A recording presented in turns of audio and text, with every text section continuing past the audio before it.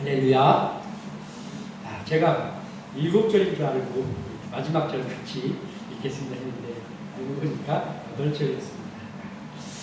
자, 사람의 눈이 참 정확하지 않은 것 같아요. 그렇지만 그렇게 정확하지도 않고 완벽하지도 않은 사람들을 통하여서 하나님께서 일을 하시니 이 또한 얼마나 감사한 일인지 알 수가 없습니다.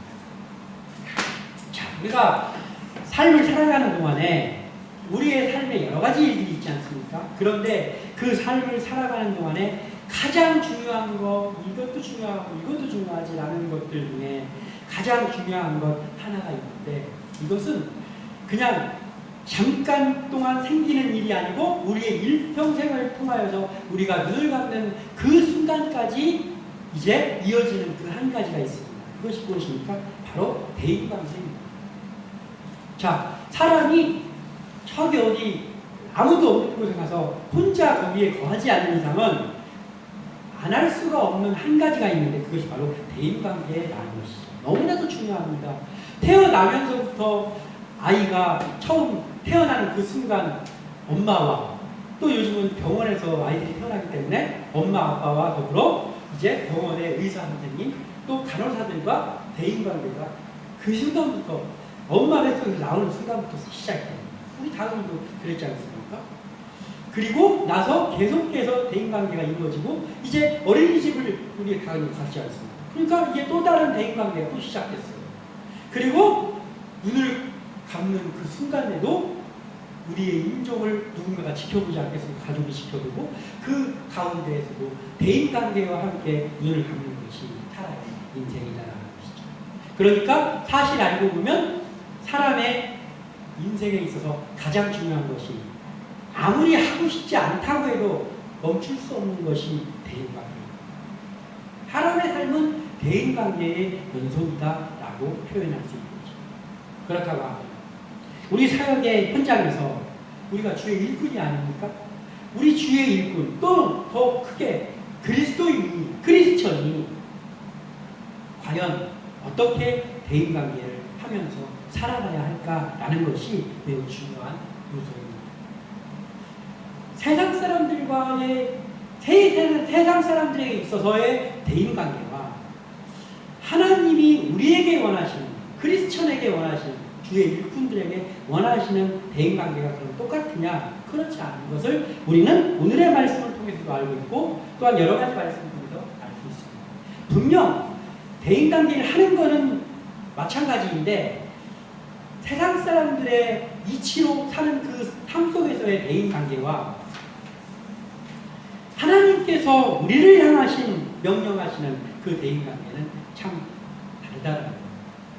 같은 면도 있지만 다른 면이 참 많습니다. 우리가 오늘 읽은 본문을 통해 살펴보면서 세상 속에서 올바른 대인관계를, 또 우리가 신앙인들 간의 사역의 현장 가운데서 동역자들과의 대인관계 속에서 올바른 그러한 대인관계를 적용하면서 승리하는 저희들도 되시기를 주님의 이름으로 축원합니다.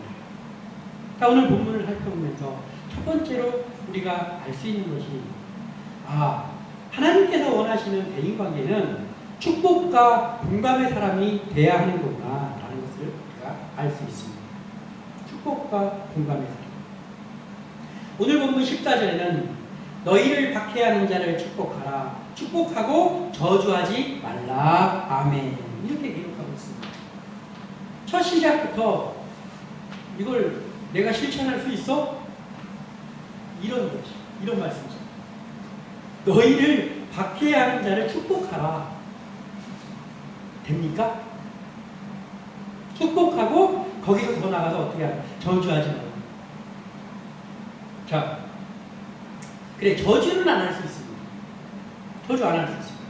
그렇지만 우리를 박해하는 자를 축복까지 하기는 인간적으로, 그러니까 세상 삶 속에서의 대인관계라면 이것이 그거 안 돼. 그거 안 되는 거지.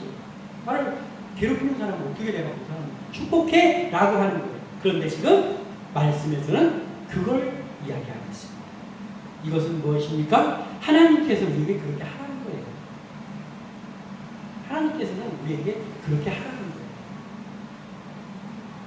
반응할 수 없을 것 같은 이것을 우리를 괴롭히고 박해하는 자들을 위해서 축복하라는 거예요. 저주하지 마. 너무나도 어려운 것을 받아들일 수 없는 것을 우리에게 명령했습니다. 그런데 이것을 우리에게 가르쳐 주시는 한 분이 있습니다. 우리는 그분의 제자입니다. 우리 예수 그리스도께서 그의 삶을 통해서 예수님의 대인관계를 통해서 그 모습을 보여주셨단 말이에요. 그러니까 세상적으로는 불가능할 수 있어도 적어도 주의 제자라면, 적어도 그리스찬이라면 해야 된다는 거예요. 누가복음 23장 34절 예수께서 이르시되 아버지 저들을 사하여 주옵소서. 자기들이 하는 것을 알지 못합니다 하시더라. 그들이 그의 옷을 나눠 제비뽑고 있으니 어떤 순간입니까? 예수님께서 우리 온 인류의 죄를 대신하여서 십자가에서 돌아가시는 순간입니다. 그 돌아가시는 순간에 지금 이 기도를 하신 거예요. 자, 예수님은 우리는 그래도 죄라도 많지 않아요. 죄 투성이잖아요. 근데 예수님은 죄가 하나도 없어요. 그리고 하나님입니다. 그런데 그 예수님 공생애 하면서 선한 일만 하셨어요. 단 한 번도 악한 일을 한 적이 없습니다. 그런데 죄투성이인 주제에 그 사람들이 그 예수님을 십자가에 못 박았습니다. 죄인으로. 자기들이 죄인인데 예수님을 죄인으로 낙인 찍으면서 십자가에 못 박았습니다. 박해가 이런 박해보다 더 큰 박해 우리가 당해볼 수 있습니까? 이거는 사람으로서 겪을 수 없는 박해 아닙니까? 그런데 그 박해하는 자가 어떻게 했어요? 저주했습니까? 저들이 하는 짓을 알지 못합니다. 사하여 주옵소서. 용서해달라는 거예요. 하나님 앞에 자기를 지금 죽이는 그들을 용서해달라는 거예요. 완벽하게 오늘의 말씀을 예수님께서 우리에게 몸소 실천해서 알려주셨습니다. 저주하지 않고 축복을 하는 거예요. 그런데 그 순간에도 그들은 어떻게 합니까? 예수님이 그 기도하는 그 순간에 그의 옷을 나눠 제비뽑고 있어요. 자기 옷을 다 벗겨가지고 제비뽑고 있는데 거기서 이 기도를 하십니다. 그 예수님이 우리의 선생님입니다. 우리가 그분을 따라가는 주의 일꾼들입니다. 그분이 몸소 보여주신 이것을 우리가 실천해야 된다는 너무나도 어려운 것입니다. 우리의 인간의 성적으로 할 수 없는 거죠. 그러나 이것을 하는 것이 하나님께서 우리에게 명령한 대인관계의 첫 번째라. 축복합니다. 자, 이쯤 축복하면 우리가 축복 못할 사람이 있겠습니까? 우리를 괴롭히고 우리의 앞길을 방해하고 아무 이유도 없이 우리를 미워하기도 하고 우리를 모해하고 우리에게 해를 끼치는 그 사람들을 우리가 저주하지 않고 축복할 수 있다라고 한다면 우리가 축복 못할 사람이 어디 있냔 말이에요. 그런데 힘듭니다. 예수님은 이걸 믿지만 우리는 힘들어요. 우리는 안 되더라고요. 저는 안 되더라고요. 저는 그것까지는 안 되더라고요. 그래서 우리가 한 가지 방법이 있습니다. 자, 예수님처럼 이렇게까지는 못할지라도 우리가 할 수 있는 축복의 방법이 있다라는 거예요. 그들을 저주하지 않고 축복하는 무엇입니까? 그게 바로 기도라는 거예요. 중보. 이 중보, 우리가 맨날 말끝마다 기도. 아우 질려 죽겠네. 그거 모르는 사람이 없어. 예수님 사람 기도해야 된다는 다 알지. 그럼에도 불구하고 이게 얼마나 중요한 장치인지 모릅니다. 이 기도라는 게. 우리가 이들을 축복할 수 있습니까? 우리를 괴롭히는 사람들을. 그런데 기도는 할 수 있죠. 기도는 할 수 있죠. 우리를 괴롭히는 사람을 위해서 기도하는 거예요. 하나님, 예수님이 그 기도를 하셨잖아요. 하나님, 저 사람이 왜 저를 괴롭히는지, 저 사람이 왜 사사건건이 저의 앞길을 막으려고 하는지 모르겠습니다. 그러나 하나님 아버지, 저 사람 깨닫게 해주세요. 제가 저 사람으로 인해서 더 마음에 어려움을 겪지 않게 도와주시고, 그리고 저 사람도 불쌍히 여기시고 저 사람이 그 악을 멈추게 하여 주시옵소서. 예수님, 그를 바르게 세워 주시옵소서. 그 기도하는 걸 할 수 있잖아요.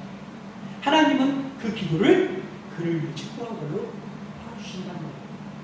왜냐하면 기도해 주는 것만큼 그를 축복하는 게 없기 때문이죠. 그러면 그 기도를 하면 그러면 나머지는 하나님께 맡기면 되는 거예요. 우리는 그 기도를 그리고 그에게 우리는 저주하지 않고 축복하면서 그러면서 그 대인관계를 이어가면 된다라는 거예요. 우리는 이것을 명심하면서 사역의 현장에서 사역해 나가야 된다는 걸 늘 잊지 않아야 된다는 거예요. 또한 뭐라고 말씀하셨습니까? 예수님께서 15절 즐거워하는 자들과 함께 즐거워하고 우는 자들과 함께 울라. 무엇입니까? 공감해 주라는 거예요. 박해하는 자들을 축복하고 그리고 또 모든 사람들을 공감해 주라는 거예요. 이 공감만큼 중요한 게 없습니다. 공감이 되지 않으면 하나님의 일을 할 수가 없습니다. 목사님이 도무지 공감할 줄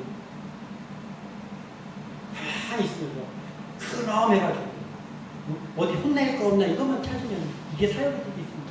안 되는 거예요. 성도들과 공감이 이루어지지 않으면 또는 가족들과 내 친구들과 그 누구와 공감이 이루어지지 않으면 아무 사역도 할 수 없습니다. 공감이 엄청나게 중요합니다. 마가복음 2장 15절에는 그 집에 앉아 싶으실 때에 많은 세리와 죄인들이 예수와 그의 제자들과 함께 앉았으니 이는 그러한 사람들이 많이 있어서 예수를 따르미러라. 아멘. 이렇게 기록하고 있어요. 어떻게 했다고요? 많은 죄인과 세리 이런 사람들이 예수님 있는 곳에 찾아가서 그 예수님과 함께 있으면서 예수님을 따랐다는 거예요. 이들이 예수님을 왜 따랐습니까? 이들이 예수님을 왜 따랐어요? 예수님을 철저하게 사역 가운데 공감하는 사역을 했기 때문에 예수님은 이들과 공감할 거예요. 죄인들과 예수님 어떻게 하셨습니까? 공감하는 거예요. 니들은 죄인이니까 내 근처에 오지 마. 내가 냄새난다. 가. 예수님이 한 번도 그런 적이 없어요. 예수님은 죄인이 왔을 때 내가 너를 용서하게. 현장에서 가늠하다가 잡힌 여자가 와요. 나는 너를 정죄하지 않아. 너를 죄인 취급하지 않겠다는 거예요.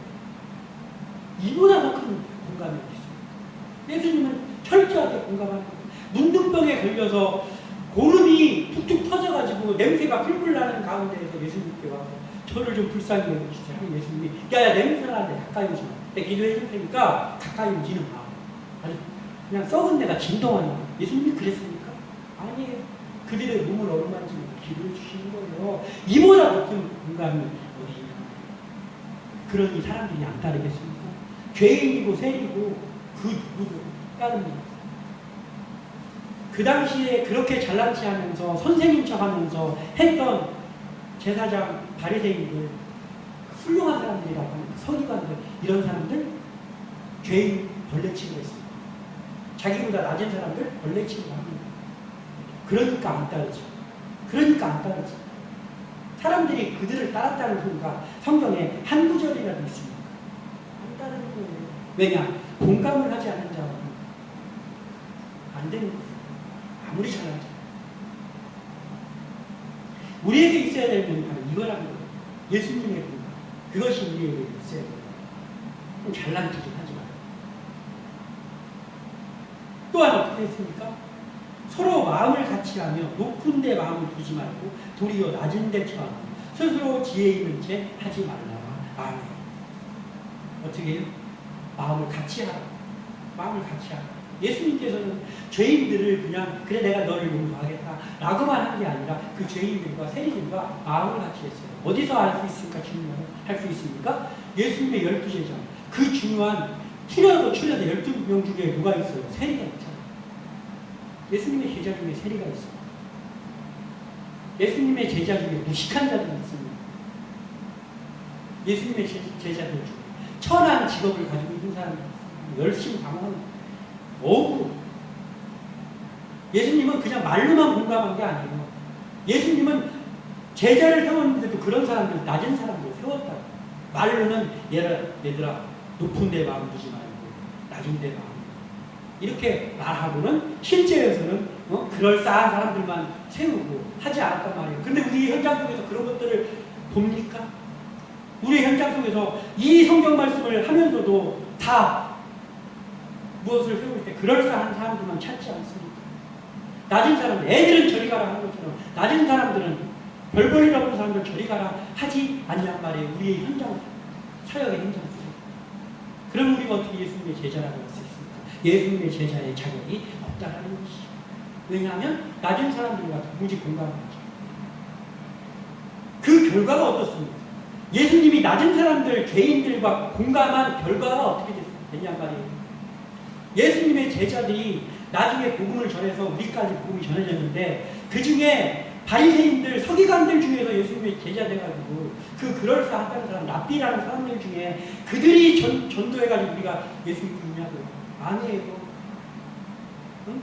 별 볼일 없는 냄새, 비린내나 풍기는 어부들, 열성당원들, 저들은 칼을 품고 다니는 사람, 향종하면 안 돼, 우리까지 위협 라고 하는 그 사람, 그리고 세리, 마태 같은 거. 이 사람들을 통해서 복음이 전파돼서 우리에게 복음이 전파됐잖아요. 그럼 예수님의 그 공감으로 인해서 어떻게 된 거예요? 그 무식하고 죄인들 같은 사람들이 최고의 일꾼들로 세워졌다는 거예요. 우리 현장에서 그런 일꾼들이 세워져야 된다는 거예요. 우리도 별 볼일 없는 사람들이죠. 우리는 대단한 사람들입니까? 우리도 별 볼일 없는 사람들이었는데 주님의 제 일꾼으로 여기 서 있잖아요. 그러면 이제 우리도 어떻게 해야 됩니까? 낮은 데에 마음을 둬야 되는 거예요. 예수님처럼. 그러면서 그 낮은 데에 마음을 두고 우리의 삶의 현장 가운데서 또는 우리의 사역의 현장 가운데서 의기소침해 있는 사람, 응? 잘만 끌어주면 될 것 같은데 자기의 그거를 끌어내지 못하고 응?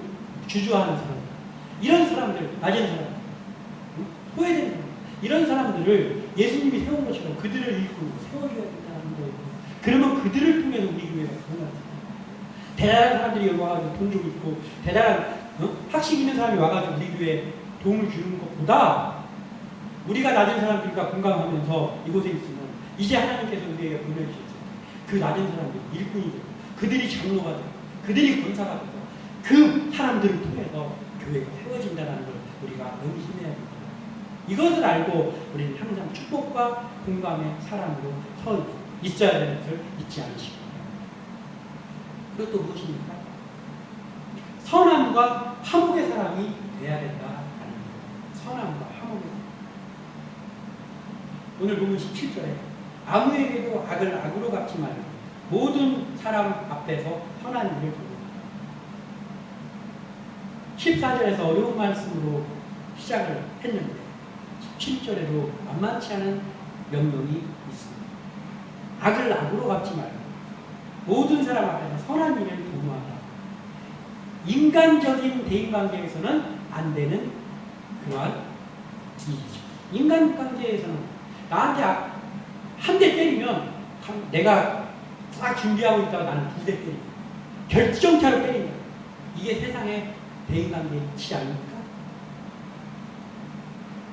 그런데 오늘 본문에는 악을 악으로 갚지 말라라는 거예요. 그렇게 갚지 말라라는 거예요. 그리고 더군다나 모든 사람 앞에서 선한 일을 도모하라는 거예요. 그렇다면 이것이 하나님께서 우리에게 요구하시는 대인관계인데, 자, 악한 일 앞에서 가장 지혜로운 대처는 무엇일까? 악한 일이나 악한 사람들 앞에서의 가장 지혜로운 대처가 무엇일까? 우리가 더욱 선해지는 거예요. 악 앞에서 가장 지혜로운 대처는 바로 우리가 그 악 앞에서 더욱 선해지는 거예요. 그게 우리의 해야 일입니다. 세상 사람들은 야, 물이 너무 맑으면 고기도 못 살아. 그런 헛소리를 들어놓습니다. 심지어는 믿는 사람들 중에서 그런 헛소리 들어보는 사람이 제가 많이 봤어요. 아니에요. 예수 믿는 사람도 맑은 물이 되지 않으면 누가 맑은 물이 됩니까? 우리는 세상이 악해질수록, 그리고 내 주변에 악한 사람들이 많을수록, 또는 우리의 사역 현장에도 악한 사람들, 어쩌면 저렇게 악할까 저 사람은, 주의 일한다는 사람은, 그런 사람들이 있을지라도 그 사람들이 있기 때문에 우리도 더 좀 강팍해지면서 그들을 대항하는 것이 아니라 우리가 그래서 더 선해져야 되는 거예요. 그것이 최고의 지혜라는 거예요. 그래야 하나님께서 책임져 주시는 거예요. 시편 1편 6절에 분명히 말씀하고 있습니다. 무릇 의인들의 길을 여호와께서 인정하시고 악인들의 길은 망하리로다. 아멘. 의인들의 길을 여호와께서 인정하신다는, 주의 일꾼에게 있어서 여호와께서 인정하신 그건 끝 아닙니까? 여호와께서 인정하시면 여호와께서 나를 인정해 주시면 그 이상이 더 있습니까? 그러나 어떻게 해요? 악인들의 일은 망한다는 거예요. 지금은 그럴싸해 보일지 몰라도 하나님께서 살아계신 하나님께서 반드시 악인의 일은 망한다는 거예요. 그리고 내가 손해를 당하면서도 오히려 그 악한 속에서 정도를 지키면서 더 손해지면서 그곳에 서 있으면 하나님께서 우리를 인정해 주시겠다는 거예요. 우리는 이것을 명심해야 됩니다. 나에게 악하게 하는 사람들에게 똑같이 악으로 갚으면 우리도 더 그들에게 더 막 강하게 맞서면서 갚으면 당시에 조금 그 복수했다 하는 것 때문에 조금 시원할 수 있어요.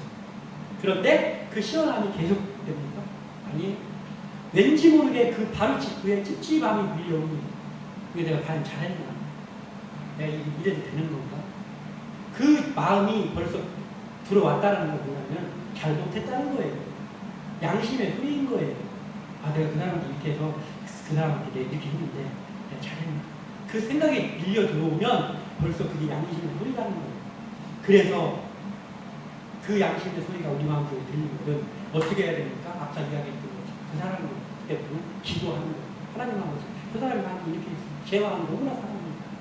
그러나 하나님 아버지, 저 사람을 하나님께서 바르게 그를 세워주십시오. 그가 그러한 일들을 계속 일삼지 않도록 그를 선하게 변화시켜 주시옵소서. 기도하는 거예요. 그것이 우리가 해야 되는 일이에요. 우리는 똑같이 악한 사람이 나에게 한 것처럼 똑같이 해서는 안 된다. 미련해 보일지라도 그래도 우리는 서 있어야 돼요. 그렇게 서 있어야 돼요. 왜냐하면 악인들을 심판하는 일은 누구의 일입니까? 내 일입니까? 나에게 악으로 다가오는 사람을 심판하는 일이 바로 내 일이니까, 내 거이니까, 나한테 한 거니까 그건 내 몫이다입니까? 아니에요. 말씀은 그렇게 이야기하고 있지 않습니다. 누구의 일입니까? 악인을 심판하는 하나님의 일입니다. 내가 똑같이 악으로 악을 갚으면 하나님 앞에서 그 기한을 어떻게까지 가냐면 내가 그 사람에게 그걸 갚기 위해서 계획을 세워야 되잖아요. 그리고 계획을 세워서 뭘 하다 보면 어떻게 됩니까? 나중에는 저 사람이 악인인지 내가 악인인지를 알 수 없게 돼요. 처음엔 그 사람이 악인이었는데 그 사람에게 보복하기 위해서 뭔가를 하기 위해서 무슨 일을 하려면 생각하고 이걸 어떻게 해서 이 사람을 내가 보복을 할까? 그걸 해야 되니까 계획을 세워야 돼요. 그 생각을 하면서 해야 되잖아요. 그럼 나중에는 그 사람이 악인인지 내가 악인인지 모르는 상태까지 간다. 그렇기 때문에 우리는 그렇게 해서 그 사람을 위해서 기도하고 그러나 솔직하게 다윗의 기도 하는 거예요. 말하자면 읽는 기도 하는 거예요. 하나님 아버지 이렇게 됐습니다. 이렇게 됐습니다. 하나님 그 사람을 불쌍히 여겨주세요. 그리고 그를 세워주세요. 하나님께 맡깁니다. 하면서 기도하는 거예요. 그리고 나는 선한 길에 서 있는 거예요. 그 악함 때문에 나의 선하게 가는 길을 멈추고 그 사람에 대항하는 길을 택해서는 안 된다는 거예요. 그 사람을 위해서는 하나님을 맡기고 기도하고 나는 계속해서 선한 길을 전진해 나가야 된다는 거예요. 이것이 우리가 해야 될 일입니다. 우리의 삶의 현장 속에서 또는 우리의 직장에서 또는 우리의 사역 현장에서 보면 저 사람 악하다라는 생각이 드는 우리의 앞길을 무디게 만드는 사람들이 있잖아요. 우리 저기 모르는 악당들만 있는 게 아니라 우리와 같이 일하는 사람 중에도 그런 사람들이 있지 않습니까? 그럼 우리가 그 사람을 그렇게 해야 된다. 그 사람을 위해 기도하고. 그러나 분명히 우리가 알아야 될 것은 무엇이? 악을 분별하는 그러한 마음을 가지고 있습니다. 나는 오직 하나님의 일만 하면 되니까 라고 하면서 그것들을 무시해서는 안 되는 것이 선한 어떤 것이 선한 것인지 그런 것인지를 분별해야 해요. 그 분별했을 때 악한 것으로 다가오는 사람을 기도해야 되는 것입니다. 그리고 우리는 그 선한 발걸음을 계속해서 나가야 된다. 그러면 우리가 된다. 그리고 또 악인들을 위해서는 우리가 기도하면서 나가는 것이 선한 것이고 또 함으로 동무하는 일입니다. 그리고 그러한 사람들로 인해서 나 말고도 발걸음이 무뎌지고 좌절할 수 있는 또 다른 동역자들 있잖아요. 그 동역자들을 그래서 챙기는 더 돌아가. 그리고 그들이 상처입지 않도록 그 화목의 역할을 감당하는 거예요. 그게 우리가 더 선하게 사는 방법이다라는 거예요. 그러면서 나의 걸음이 무뎌지지 않고 또 그 방해하는 사람들을 힘들게 하는 그 사람들 통해서 상처받은 또 다른 사람들을 찾아가서 그들을 케어해주면서 그들을 세우는 일을 하면서 선한 일을 이어가는 것이 바로 화목을 유무하는 일이다. 이것이 우리에게 필요하다라는 것을 알고 타협해나가는 주의 시기를 주님이 축원합니다. 18절에 할 수 있거든 너희로서는 모든 사람과 더불어 화목하라. 제가 지금 말씀하셨습니다. 우리를 방해하고 우리한테 막 욕하면서 막 우리를 괴롭히는 사람들한테 우리가 막 너를 그래 하면서 막 화해 청하면서 할 수는 없잖아요. 그들을 기도하고 그것이 화목입니다. 그들을 향한 화목. 그리고 또 같이 협력하여서 우리와 함께 일하고 있는 사람들은 그들을 챙겨주고 그들과 더불어 기도하고 또 그들을 격려해주고 하면서 화목을 보는 이것이 우리의 할 일이다라는 것을 알고 우리가 타협을 이어가시는 것이 바랍니다. 마지막으로 우리가 한 가지 더 봐야 할 것은 무엇입니까? 선으로 악을 이기는 사람이 되어야 되는구나 라는 것을 우리가 알아야 돼요. 악을 이기는 방법은 뭘로 이긴다고요? 방금 뒤에 얘기한 거예요. 일맥상통하죠. 선으로 이기는 거예요. 악을 이기는 방법은 딱 한 가지입니다. 선으로 이기는 거예요. 악은 더 큰 악으로 이기는 게 아니에요. 이의제의. 네, 세상 말 맞습니다. 그럴싸한 말이죠. 이의제의. 오랑캐를 이용해서 오랑캐를 치는 이의제의. 그리고 그런 전쟁들도 많지 않습니까? 근데 이것은 세상 사람 대입받고 있다. 이의제의도 세상에서는 매우 지혜로운 거 아닙니까? 이의제의. 이걸 할 수 있다. 그런데 하나님께서는 우리에게 그런 걸 하라고 가르쳐 주신 적이 없습니다. 오직 악을 이기는 유일한 한 가지는 무엇입니까? 우리가 선을 이기는 그 선이 뭐라고 했어요? 기도라고. 악을 대항하지 말고 하나님의 진노에 맡기는 것, 그것이 바로 기도인 거예요. 그 대표적인 그 기도를 진짜 많이 한 사람은 다윗이잖아요. 다윗이 사울이 자기를 죽이려고 또는 아들인 압살롬이 자기를 죽이려고 또 다른 사람들이 다윗을 막 해하고 죽이려고 한 사람들이 한둘이 아니잖아요. 그 사람들이 알 때 다윗이 어땠습니까? 다윗이 어땠습니까? 그들에게 가가지고 막 이렇게 웃으면서 미소 지으면서 화목을 도모했습니까? 아니 다윗은 그러지 않았어요. 도망다니기도 하고 막 그 사울의 옷자락을 베기도 하고 여러 가지 많이 했습니다. 많이 했잖아요 다윗이. 그러나 악을 직접적으로 자기가 응징한다든지 대처한 적은 한 번도 없어요. 다윗은 정말 한 번도 없어요. 그리고 어떻게 했습니까? 그 대신 자기가 무슨 일을 하는 대신 다윗이 철저하게 일평생을 통해 살게 있어요. 철저하게 그 사람들을 위해서 기도했어요. 사울이 괴롭힐 때 계속해서 사울을 위해서 기도했어요. 사람들이 괴롭힐 때 다윗이 그 사람들을 위해서 기도했습니다. 그런데 하나님 아버지 그에게 축복을 주시옵소서 그렇게 기도했습니까? 아니요. 다윗의 기도가 매우 무섭습니다. 다윗의 기도가 엄청 무서워요. 그들이 햇빛에 말라비틀어진 달팽이 같게 하여 주시옵소서 그런 기도 했잖아요. 그런데 하나님께 맡기는 기도를 했어요. 그들을 변화시켜달라는 기도도 정말 너무나 억울해서 할 때는 하나님께서 그들을 선악을 따져서 제가 선하면 저의 편에 되어주시고 그들이 선하다면 그들의 편에 되어주시고 선악을 분별해 주세요. 선악간에 하나님께서 심판하여 주세요. 무서운 기도했습니다. 이 기도가 우리가 악을 이기는 방법이에요. 우리는 선하게 하나님 앞에 나가면서 그것을 해야 된다. 19절에 내 사랑하는 자들아 너희가 친히 원수를 갚지 말고 하나님의 진노하심에 맡기라. 기록되었으되 원수 갚는 것이 내게 있습니다. 내가 갚으리라고 주께서 말씀하시니라. 아멘. 이렇게 책임져 주셨는데 왜 우리가 자꾸 악해지고 일을 바득바득하고 그걸 왜 우리가 자꾸 하려고 하냐라는 거예요. 원수 갚는 것이 주께 있다라고 하나님께서 우리에게 원수 내가 갚아줄 테니까 너희는 그거 하지 마.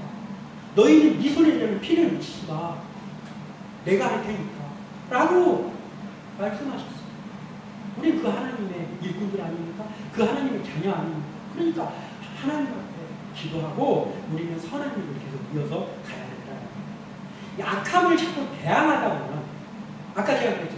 악함을 분별해야 된다. 분별하는 거하고 대항하는 건 다른 문제예요.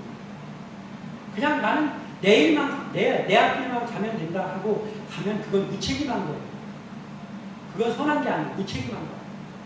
악을 분별해야 돼요. 이것이 선한 일인가? 이것이 그른 것인가? 이게 지금 하나님께서 기뻐하시는 일인가를 정확하게 분별해내는 일을 해야 되는 거예요. 거기다 시간을 투자해야 되는 거예요. 그래야 선한 일을 갈 수 있지. 그거 자체를 분별을 못하는데 어디가 선인지 알고 선으로 갑니까? 그러니까 그걸 해야 되는 거예요. 그러나 어떻게 하라고? 대항은 하지 말고. 대항은 하지 말고. 악에게. 자꾸 악에게 대항하기 위해서 무슨 생각을 해야 되나? 계획을 해야 되잖아요. 그러면 어느 순간에 보면 내가 굉장히 냉정해진 것을 느껴요. 예전에 안 그랬는데 왜 이렇게 내가 냉정해졌지? 내 마음이 왜 이렇게 차가워졌지? 그리고 내 마음에 왜 이렇게 분노가 생기지? 라는 것들을 느끼게 되잖아요. 저도 그렇습니다. 그렇기 때문에 우리는 그들을 분별해서 그들이 악한 것으로 나에게 다가오고 나를 또는 방해하기도 하고 또는 내가 속해 있는 그 공동체를 멍들게 하고 있다라고 하면 그를 위해서 다윗과 기도를 하는 거예요. 그리고 계속해서 선한 일을 이어가야 된다는 거예요. 왜냐하면 철저하게 하나님께 맡겼다면 내가 다시 가야 될 것은 뭐예요? 주의 일에 정직이 나가는 거예요. 그것을 우리가 해야 됩니다. 우리가 악에게 대항해가지고 뭘 하는 건 아무런 해결책도 될 수 없다는 거예요. 우리는 선한 사역을 이어가면서 악은 하나님께 기도로 맡깁니다. 그리고 분별력을 가지고 그 악한 것들을 경계하면서 바라보는 거예요. 그리고 선한 일을 하는 거예요. 이것이 지혜롭게 사역을 해나갑니다. 우리와 함께 사역을 하는 현장에 공동체를 분란시키고 그게 저기 멀리 있는 게 아니고 뿔 달린 사람이 아니고 우리와 같이 공동체에 속해 있고 우리와 같이 일하는 그 사람들 중 공동체를 분란해놓는 자꾸 트러블 메이커 역할을 감당하는 사람 그리고 자꾸 사람들의 마음을 상처 입게 하는 그 사람들이 거기에 있다라고 한다면 그를 위해서 하나님 앞에 기도하고 그리고 우리는 아까도 이야기한 것처럼 어떻게 해야 된다고요? 내가 선한 영향력을 그곳에서 끼치기에 힘을 더 써야 된단 말이에요. 그런 사람들이 있기 때문에. 그런 사람들이 있기 때문에 내가 더 선한 영향력을 끼치는데 앞장서야 된다. 나만 챙길 것이 아니라 나 말고도 그러한 사람 때문에 상처받은 또 다른 사람들을 우리가 보고 그리고 그들을 우리가 격려하고 그들과 함께 선한 일을 공모해 나가는데 더욱더 힘써서 선한 영향력을 끼쳐야 됩니다. 이것이 바로 우리가 해야 되는 일이다라는 겁니다. 자, 그리고 또 우리가 알아야 될 게 있어요. 20절에 내 원수가 줄이거든 먹이고 목마르거든 마시게 하라. 그리함으로 네가 숯불을 그 머리에 쌓아 놓으리라. 아멘. 이렇게 기록하고 있습니다. 어떻게 하라고요? 원수가 목마르거든 그에게 물 주라. 자, 이 뭡니까? 그 악을 끼치는 악한 영향을 끼치고 우리를 괴롭게 하는 그 악한 일을 도모하는 사람들이 우리 주위에 있잖아요. 우리의 사역 가운데도 있잖아요. 그 사람들이 안 믿는 사람들이 아니라 우리 친구, 우리와 같이 일하는 현장 속에 사람들이 있을 때 그때 그들을 배척해. 저 악한 놈, 나는 악한 사람이라고 상종을 하지 않는다 하면서 그들을 보는 채만 그냥 쳐다보지도 않아. 그들과는 말도 섞지 않아. 잘하는 일입니까? 잘하는 일이야. 그렇게 해서 마치 원수에게는 너는 원수니까 너 물 마시지 마. 다음 사람. 이렇게 하는 거랑 똑같은 거예요. 하나님이 기뻐하지 않는데 어떻게 하냐고요? 우리와 같이 일하는 중에 그런 사람들이 있다고 할 때 그 사람들한테 똑같이 인사하고 그리고 그들과 타협할 때 거기서 나는 이 일을 해야 되고 그 사람이 이 일을 해야 된다면 서로 협력하면서 그 일을 해 나가야 된다. 단지 어떻게 해요? 분별하는 거죠. 그 약한 일을 계속 주시하고 분별하는 거죠. 왜냐하면 그걸 분별해내지 못하면 내가 옳은 판단을 할 수 없죠. 그러니까 분별하면서 그와 대항하지 그에게 인사해요. 그리고 그와 함께 하던 일을 같이 하던 어떤 프로젝트가 있다면 그것도 같이 하면서 그렇게 나가야 된다. 그러나 그렇게 나가는 그런 가운데 가끔 살다 보면 참 많이 겪게 되는 일이 있습니다. 인사 가지고 장난치는 사람이 많지 않습니까? 인사 가지고 장난치는. 저 사람이 다 의식하고 있어. 의식 안 하는 것처럼 하면서 의식하고 있으면서 막 인사 먼저 안 하려고 막 먼저 받는 인사 안 하고 그리고 막 일부러 이렇게 하고 그런 사람들 있잖아요. 그러면 그 사람들한테 계속해서 그럼에도 불구하고 계속 인사하니까 지혜롭게 하는 것이죠. 그럴 때 그 사람을 배척하는 것이 아니라 인사를 가지고 계속 장난을 치면서 그런 것들로 인해서 사람들의 마음을 막 가라앉게 하고 또 나의 마음을 가라앉게 할 때는 당분간 그 사람한테 인사 안 하는 거예요. 다른 사람한테. 그런데 계속해서 그를 배척하기 위함으로 그렇게 하는 것이 아니라 지혜로운 대처를 하기 위해서 그렇게 하는 거예요. 그렇게 하고 그 사람이 다시 내가 그렇게 좀 눈치챘나? 하면서 또 인사하고 하면 언제 그랬냐는 듯이 또 인사하는 거예요. 계속해서 대처하는 것이죠. 지혜롭게 대처를 해야 된다는 거예요. 왜냐하면 선으로 악을 이기기 위해서 분별해야지 그 일을 할 수 있기 때문이죠. 그렇게 하면서 또 협력하면서 그러나 그 사람이 어려운 가운데 빠졌다고 할지라도 또 그 사람이 어려운 가운데 빠져도 우리와 같이 속해 있는 사람이라면 그 사람도 위로도 해줍니다. 그러면서 그의 악한 일을 멈추고 그로 선한 마음을 품게 해달라고 계속 그를 기도도 하면서 그렇게 하면서 나가야 된다는 거예요. 그게 바로 악을 이길 수 있는 방법이다. 그렇게 해서 우리가 그들에게도 그러한 모습으로 나아가면 그들이 우리에게 악하게 하고 할지라도 그의 머리에 숯불을 쌓아주는 거예요. 그의 머리에 숯불을 쌓는 건 뭐냐면 그의 마음에 어떤 순간에 미안한 마음이 들기도 하는 제가 주석을 찾아보니까 그게 있더라고요. 그의 마음속에 그 부끄러운 마음이 들게 하는 것이라는 거예요. 그리고 그 숯불을 쌓아놓으면 그의 화를 쌓아놓는 것도 되는 거죠. 그걸 누가 갚아줍니까? 하나님이 갚아줍니다. 그러나 하나님이 또 나의 기도를 들으시고 그가 회개하게 해주시면 그러면 그도 좋고 나도 좋은 거잖아요. 그렇지만 그렇지 않다면 하나님께서 그 일을 하나님께서 하시는 일, 심판하는 일, 또는 용서하는 그거를 하나님께서 하시는 일. 나는 단지 그 속에서도 선한 마음을 가지고 악에게 대항하지 나가라. 이것을 계속하는 겁니다. 악한 사람들 때문에 우리가 살다 보면 이런 경우가 있어요. 나 이러다가 저 사람 때문에 저 악하게 하고 막 나 방해하고 하는 저 사람 때문에 내가 화를 당하는 거 아니야? 내가 화를 당하게 되는 건 아닌가? 라고 하면서 막 불안한 마음이 들 때 있잖아요. 그럴 때가 있습니다. 그런데 그들은 어떤 사람이냐? 그렇게 하는 사람들은 어떤 사람이라고 생각하면 되냐면 천류역정에 나오는 천류역정에 보면 이런 사람이에요. 그 순례자가 가는데 엄청나게 무섭게 생긴 사자 같은 맹수가 똑똑하게 버티고 있는 양쪽으로. 그랬더니 나를 죽일까봐 그 순례자가 겁을 먹었어. 그런데 하나님께서는 전진하라고 하는 거예요. 그래서 전진했더니 알고 보니까 그 맹수가 어떻게 됩니까?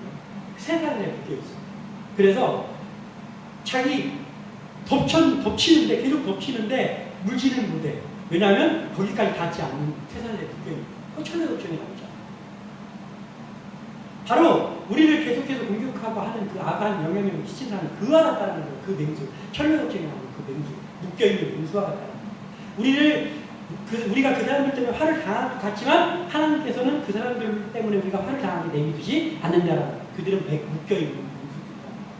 그러니 어떻게 해야 되고요? 우리는 하나님 앞으로 전진해 나가야 된다.